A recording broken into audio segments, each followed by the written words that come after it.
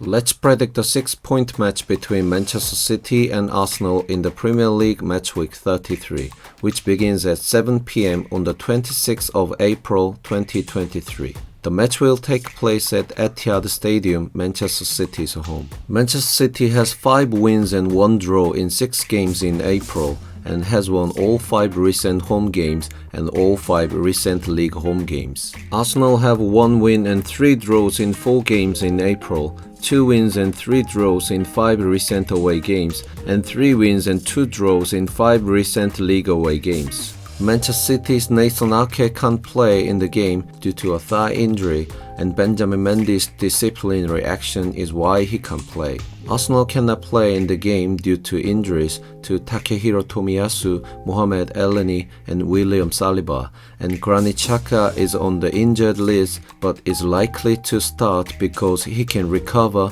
by the day of the game. The most recent match between the two teams was a Premier League game played at home to Arsenal. Arsenal chose Takehiro Tomiyasu as a right fullback starter instead of Ben White, who was not performing well, and formed a 4-3-3 formation with Jorginho as a starter instead of Thomas Partey, who was excluded from the list due to injury. Manchester City, on the other hand, played the role of a link in the build-up and a side cover in the defense, with Bernardo Silva as a starter as the left fullback, and Kyle Walker, who had a higher priority than Manuel Akanji at the time on the right fullback position, started the game with a 4-1-4-1 formation. At this time, Pep Guardiola often used a 3-2-4-1 formation in which the fullback came inside in the build-up situation in the past.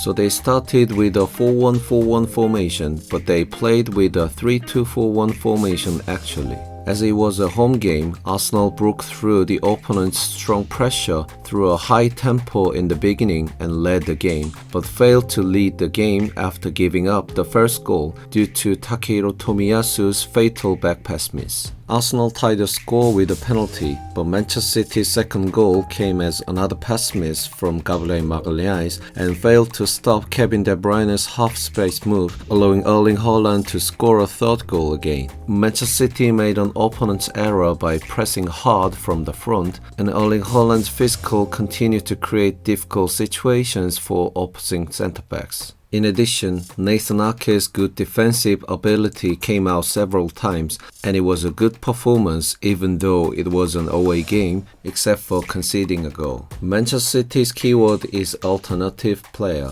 Nathan Ake, the team's only injured player, is one of Manchester City's most difficult to replace. Aymeric Laporte, who came on in the Champions League match against Bayern Munich, played full-time in the FA Cup to face Arsenal. However, there have been several unstable situations, so preparing for the defensive organization can be an effort to lift the trophy.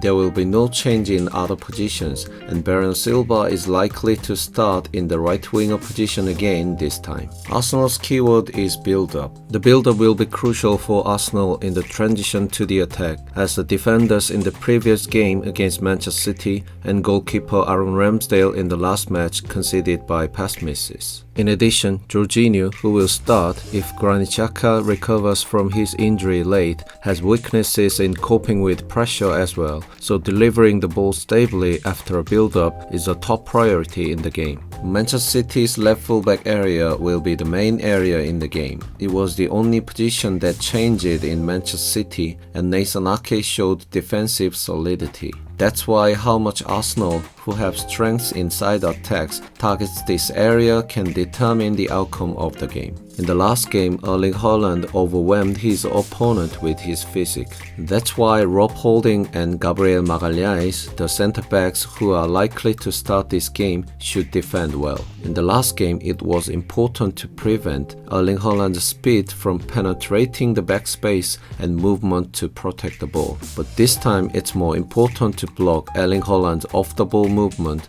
and header when Manchester City tries to cross. The two teams will play this game for a different goal. Manchester City will try to put a lot of pressure on Arsenal from the start to make mistakes using their build-up, Arsenal's biggest weakness. Arsenal, on the other hand, will play to escape Manchester City's pressure. It is important for Arsenal's central midfielders to provide active support to prevent mistakes in build-up situations. Manchester City takes possession of the ball after pressure in the attacking third. Arsenal will try to counter-attack after escaping from the pressure. Manchester City will actively take advantage of Arsenal's pass misses, the most obvious weakness in the build-up situation. Arsenal will try to escape the opposition's pressure through many long kick attempts and one-touch passes, but it's likely not going the way they want it to. It is true that Arsenal had one more day off than Manchester City, but unlike Arsenal, who couldn't give the main players a break